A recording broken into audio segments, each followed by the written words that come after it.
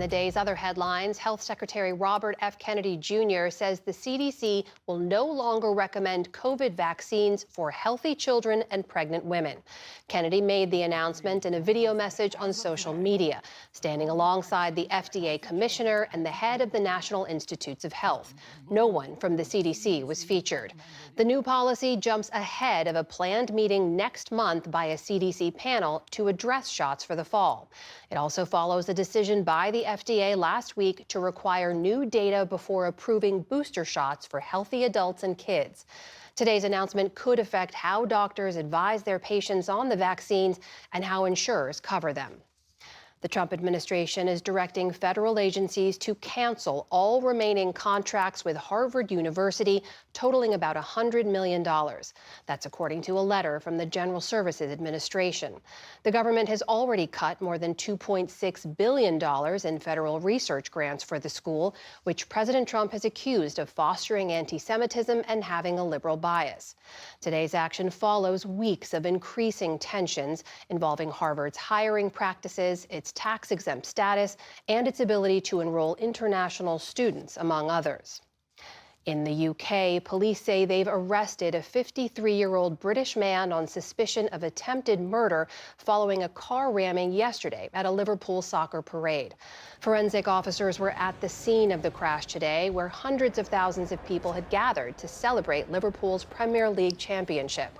Authorities say 11 of the 50 people who were hospitalized are still there receiving treatment, but are in stable condition.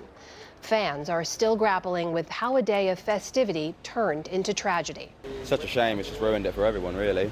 It's supposed to be celebrations, and instead the day is always going to be remembered for this now, instead of the trophy parade like it was supposed to. Authorities are not treating the incident as terrorism and believe the suspect may have been driving while on drugs. King Charles III opened Canada's parliament this morning, saying the Commonwealth member is facing a critical moment. Oh, Canada, we stand on God. Charles received a warm welcome in Ottawa with music and pageantry. He was invited by Prime Minister Mark Carney to deliver the so-called speech from the throne, amid threats from President Trump that the U.S. annex Canada.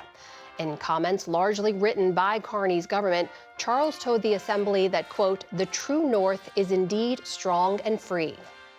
All Canadians can give themselves far more than any foreign power on any continent can ever take away.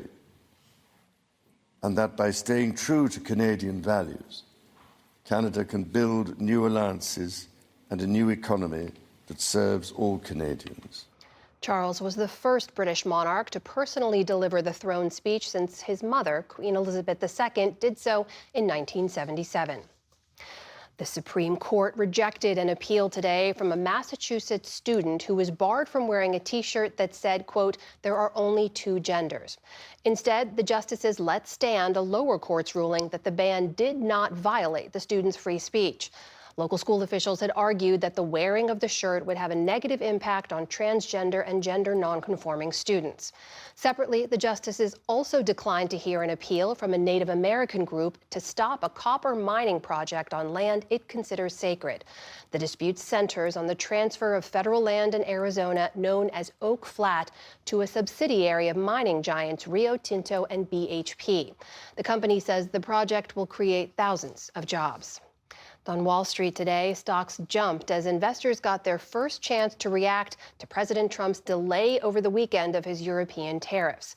The Dow Jones Industrial Average added more than 700 points on the day. The Nasdaq rose about 460 points, or nearly 2.5%. The S&P 500 also ended sharply higher. Still to come on the News Hour, NPR sues the Trump administration over ordered funding cuts. President Trump's repeated criticism heightens concerns for judges' safety. And a new book examines the impact of Malcolm X's advocacy for civil rights 60 years after his murder. This is the PBS News Hour from the David M. Rubenstein Studio at WETA in Washington, and in the West from the Walter Cronkite School of Journalism at Arizona State University.